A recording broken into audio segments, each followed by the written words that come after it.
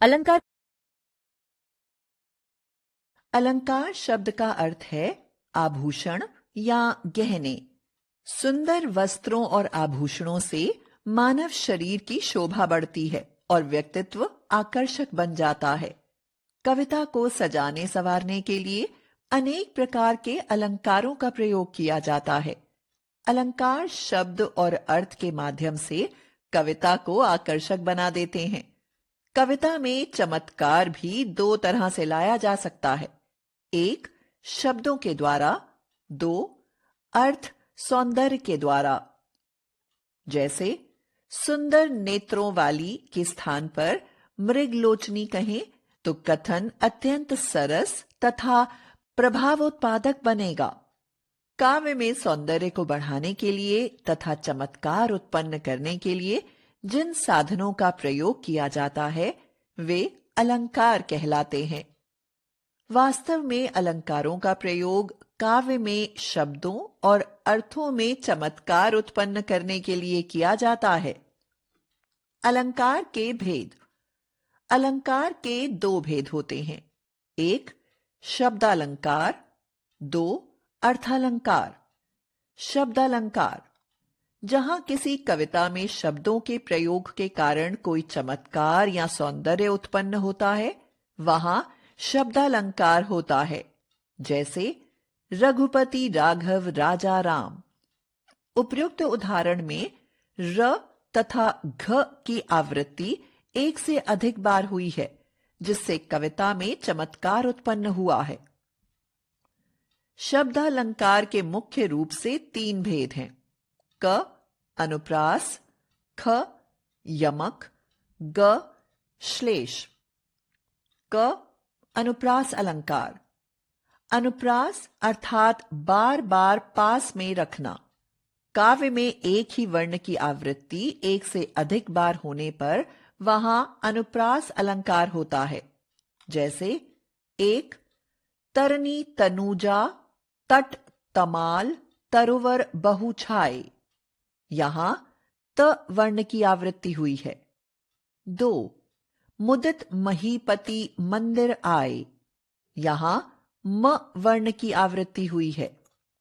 तीन, ककय लगी कोयलें कदम्बन पे बैठी फेरी। यहां क वर्ण की आवृत्ति हुई है। ख यमक अलंकार। काव्य में जहां कोई शब्द एक से अधिक बार आए लेकिन हर बार उसका अर्थ भिन्न हो वहां यमक अलंकार होता है। काव्य में जहां एक ही शब्द भिन्न भिन्न अर्थों में प्रयुक्त होता है वहां यमक अलंकार होता है। जैसे माला फरेत जुग भया गया न मन का फेर। कर का मन का डारी दे मन का फेर। उपर्युक्त उदाहरण में मन का शब्द दो बार प्रयुक्त हुआ है लेकिन हर बार अर्थ में भिन्न है। एक बार मनका का अर्थ है माला का दाना तथा दूसरा है हृदय का। ग श्लेष अलंकार। श्लेष का अर्थ है चिपका हुआ।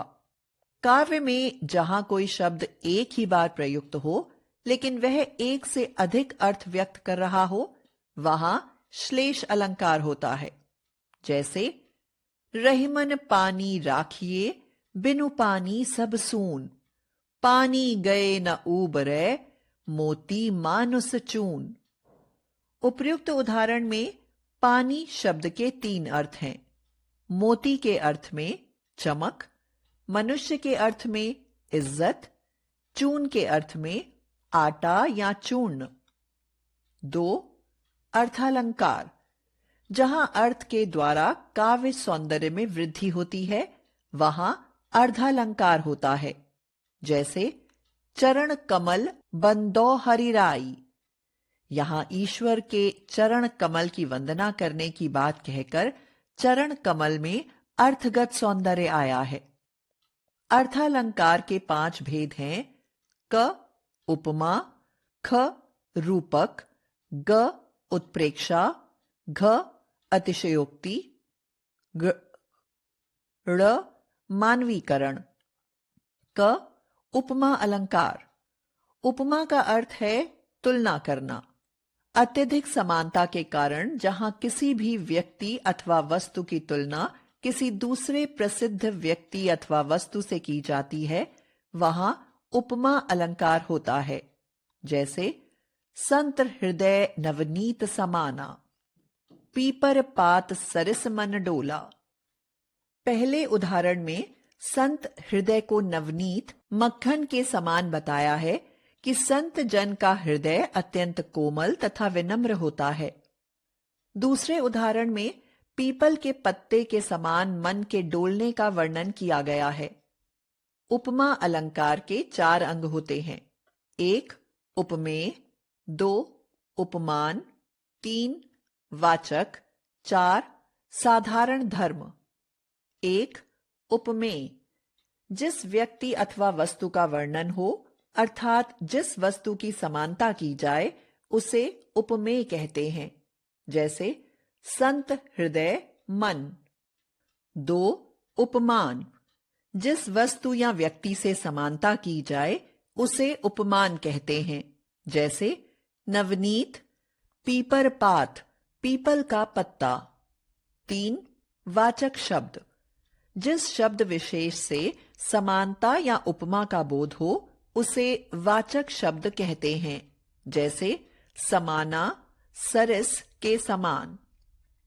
4 साधारण धर्म, जिस गुण विशेष के कारण तुलना हो, उसे साधारण धर्म कहते हैं। जैसे दूसरे उदाहरण में डोला। ख रूपक अलंकार। रूपक का अर्थ है रूप धारण करना। काव्य में जहां अत्यधिक समानता के कारण उपमेय पर उपमान का आरोप कर दिया जाता है, या उपमेय तथा उपमान को एक समझ लिया जाता है, वहां रूपक अलंकार होता है। जैसे चरण कमल बंदो हरिराई।